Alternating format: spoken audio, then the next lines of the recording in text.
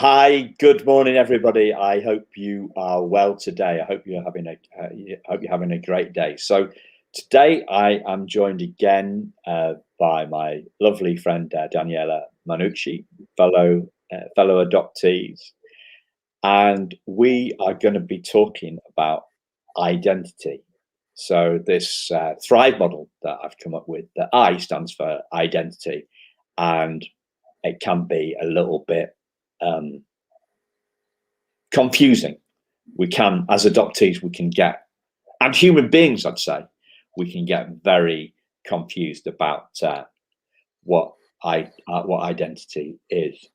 So I just I went from Superman to Clark Kent there by putting my glasses on. So this is how, these are the myths about identity. Clark Kent, is he Clark Kent? Is he Superman? Who knows? We're going to get into identity. Is it the chicken? Is it Sorry? really the chicken or is it the egg? Oh yeah, good question. Good question. Is that the same question? Is that, yeah? Which came first? Who are we? Who are we? Who are we? The existential question. But we're going to be talking about that from an adoption perspective. So this isn't theoretical, guys. This is. I am not a fan of theory. I am a fan of practice. I am not a theoretician. I'm a fan of lived experience. And what you're getting today is lived experience. The lived experience looking at identity from adoption perspective. That was a long preamble, wasn't it? How are you? I'm doing great, Simon. Great to be here. Hello, everyone.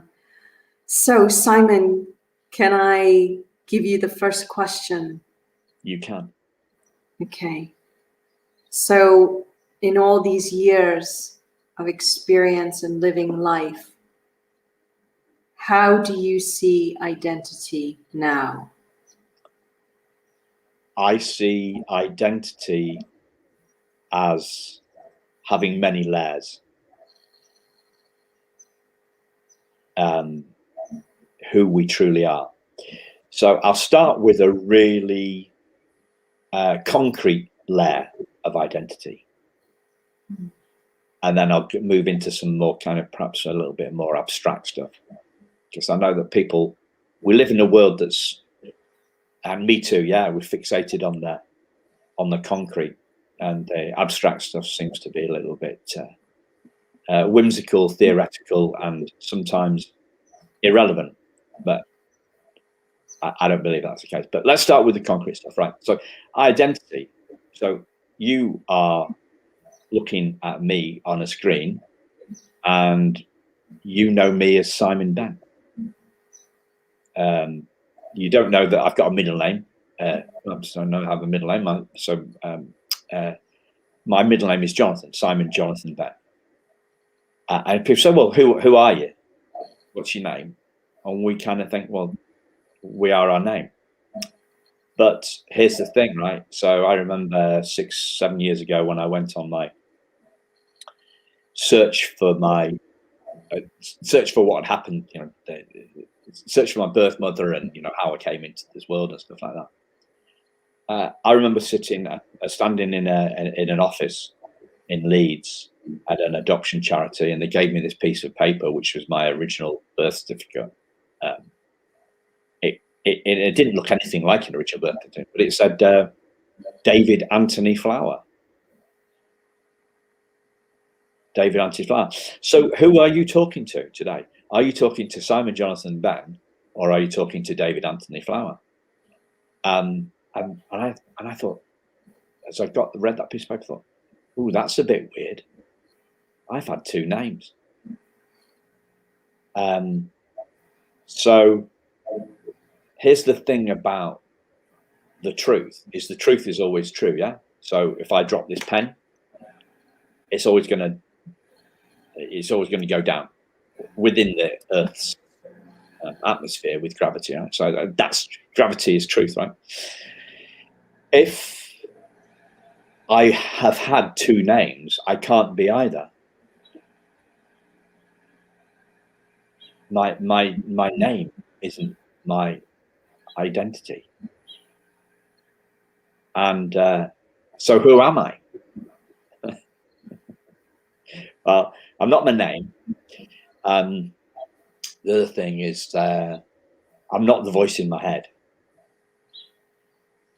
Yeah, so we've all got that voice in our head that says, you know, you're not good enough, Simon. Why you weren't good enough, or else your birth mother would have kept you, or you're not very good at DIY, or why haven't you lost that weight that you put on during lockdown? So that isn't us, because that isn't me, because I am the one that hears the voice in the head. You know, and what is that? What is that voice in our head? Well, it's like a audio version of the thoughts that we've had for the whole of our life. But we weren't born with a name, and we weren't born with a voice in our head. So those two things can't be who we are.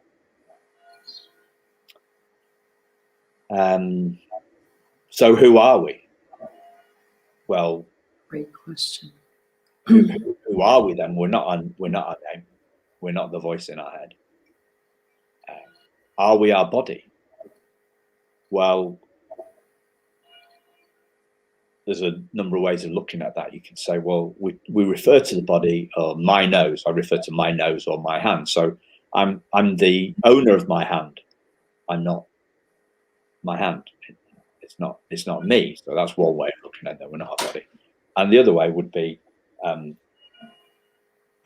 looking at it would be the fact that every cell in our body changes every 7 years. So that's another reason to see another kind of weird point to the fact that to the fact that we're not our body.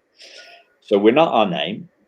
We're not our thoughts. We're not the thoughts in our head, and we're not our body. So who are we then? So I believe that we are, as a French philosopher once said, we're not human beings having a spiritual experience. We're spiritual beings having a human experience. So shortening that down even further, I would say we are spirit. Oh, it's so magnificent. And something happens when truth rings, because when you hear that, you feel the truth in your body as truth. Yeah. Right? Yeah, I mean, and the truth is magnificent, and the truth of who we are is magnificent. Who we all are. Okay, let me throw a wrench. Okay, because this is what people are going to do that are adoptees, and maybe adoptive parents, whoever the audience is listening to this, all of the above. Okay, so I was relinquished at birth. Now, I'm going to define myself like most adoptees do, unless they've had such a beautiful, balanced, nurturing, loving experience in their adoptive family. Most adoptees are going to feel that relinquishment is going to define them until they die. And that's going to be the destiny of loss, rejection, abandonment. It's going to follow them wherever they go, And so that becomes a self-fulfilling prophecy. So with what you just said, how would you want, let's say, adoptees who have defined themselves and they see no way out, how would you, what do you want to share about that identity and how to work with it? Well, at the top layer, we aren't what happens to us. So if you look at that layer, look at the layers of identity, we aren't what happens. We aren't what happens to us.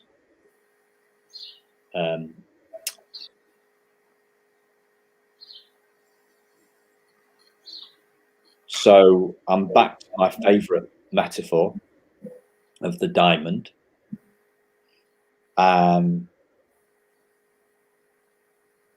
So we're all diamonds, and we all go through manure.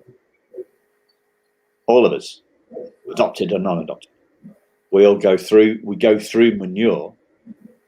The manure obscures the diamond, but it doesn't change it.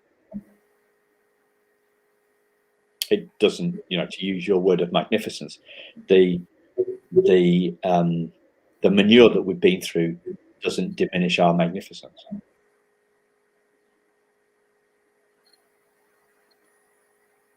But most people haven't seen that magnificence.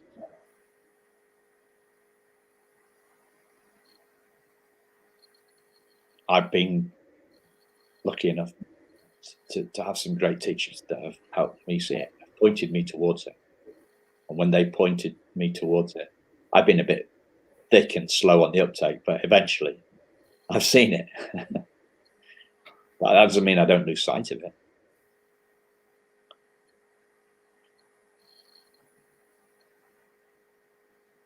How well does that answer your question? It does. It does. And what happens to us is exactly right, is what happens to us. And I like to say is that when we resonate at certain levels energetically, that's what we're going to attract, because we're just living at that energetic resonance.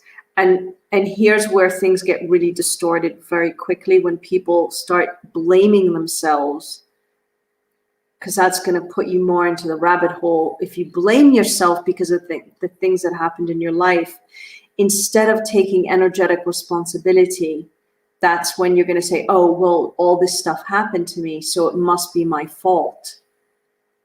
No, it's now I'm going to take responsibility because I no longer want to resonate at that level with that type of wounding. Yeah. And so I'm not going to allow that to define me and who I've been. Thanks, Rob.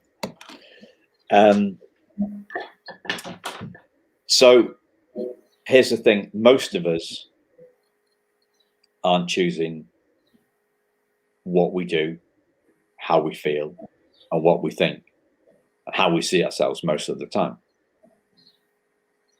whether we're adopted or not. Again. Yeah, say it again, Simon.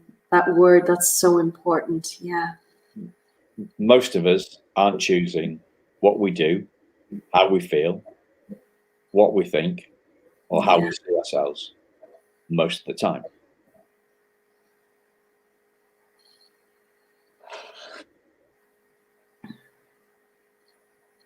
The diamond, most of us don't see ourselves as diamonds. Most of us have never been told that we're diamonds. Well, we've been told we're diamonds, but we don't believe it. So the words don't land.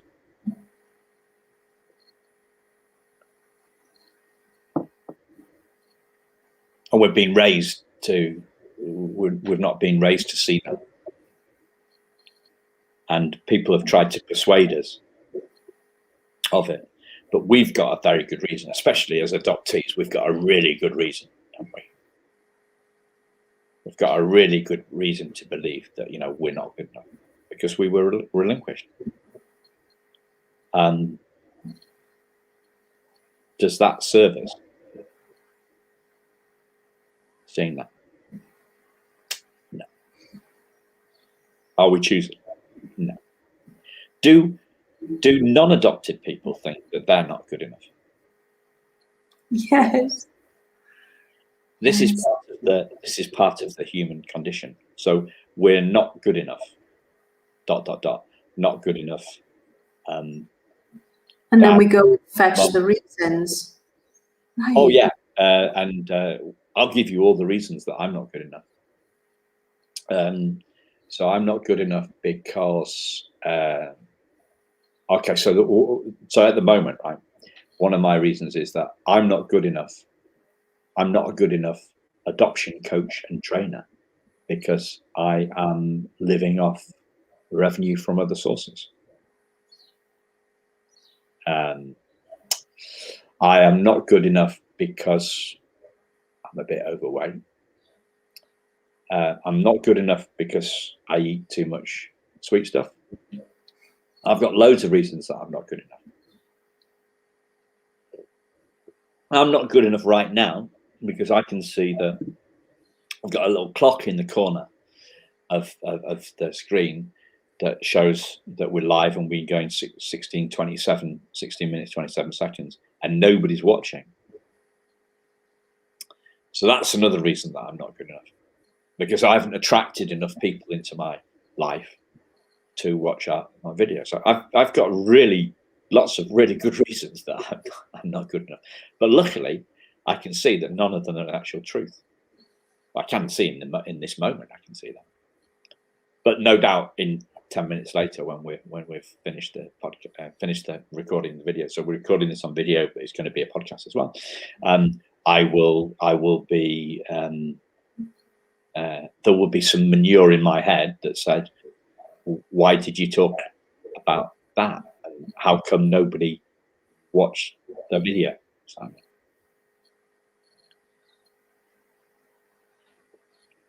We've all got really good reasons that we're not beautifully put. Yeah, beautifully put, Simon.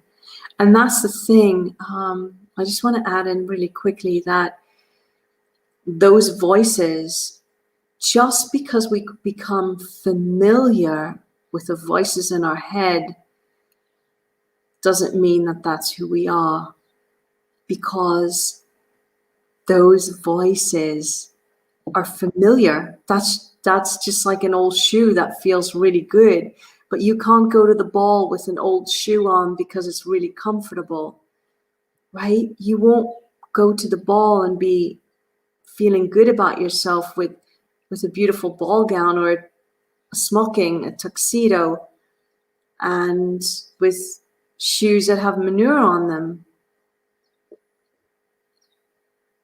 That's not who you are.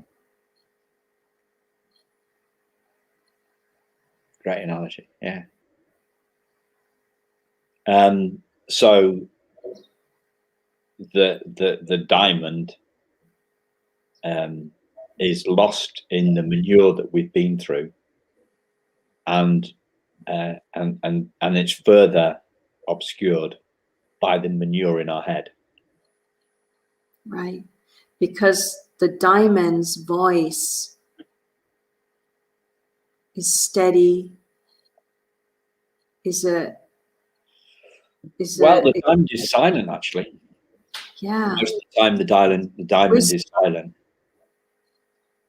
Most of the time, the diamond, it's a quiet voice. Right. My experience, yeah, is that it's a quiet. The voice that we hear echoing in our chest or in our gut, in our solar plexus. It's like we can't hear. I heard this analogy about this. We can't hear the piccolo for the noise of the brass band.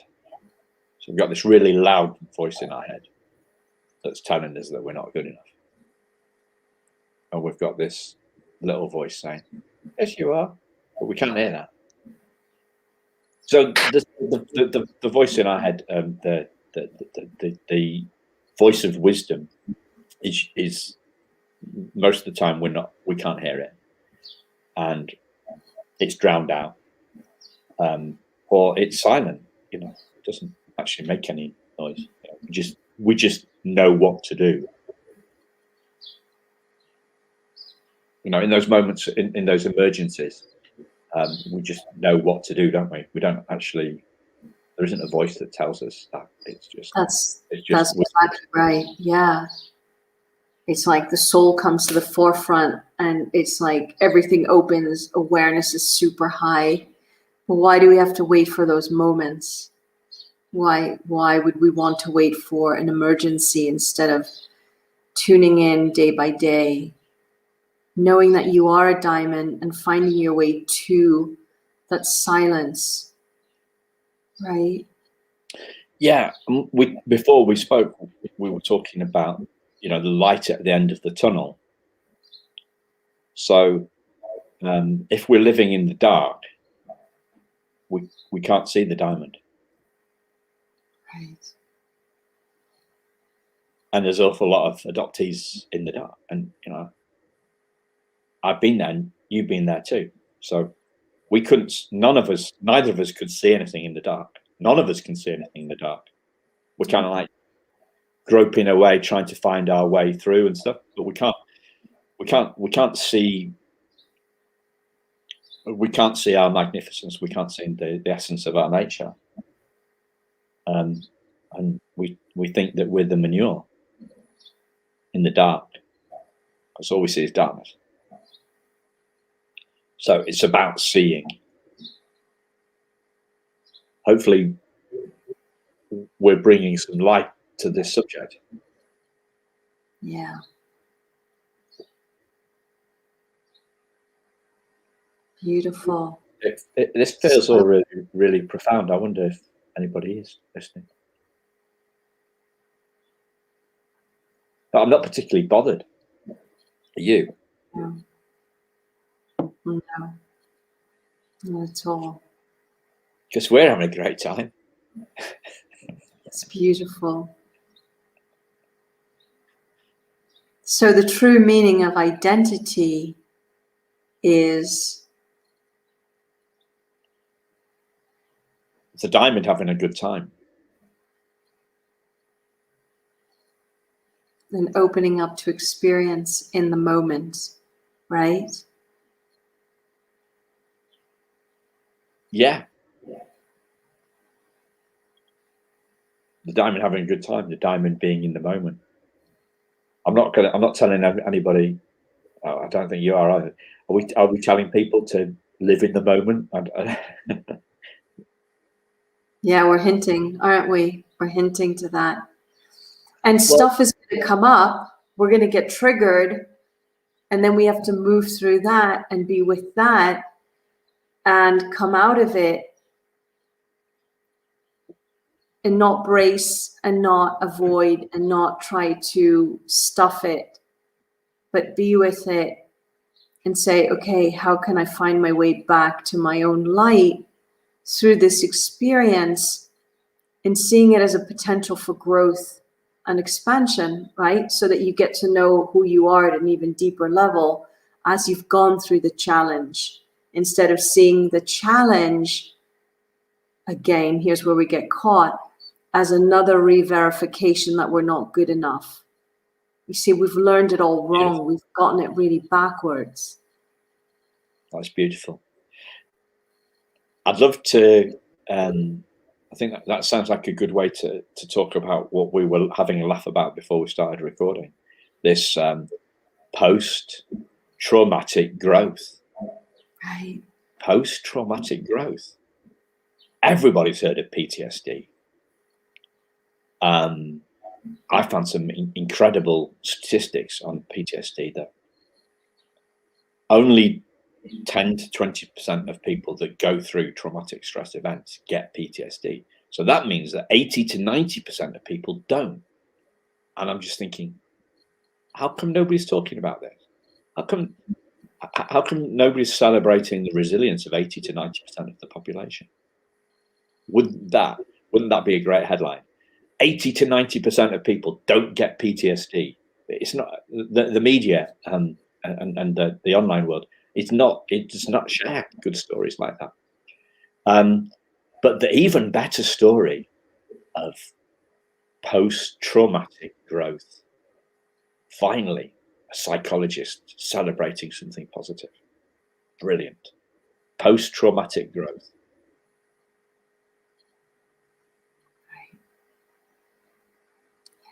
Beautiful, Simon. Thank you. Thank you to all the future listeners that are going to join us in this moment in time, space, time, and dimension, where we are recording this. Yeah. Yeah, enjoy it. Thanks again. Thanks, everybody.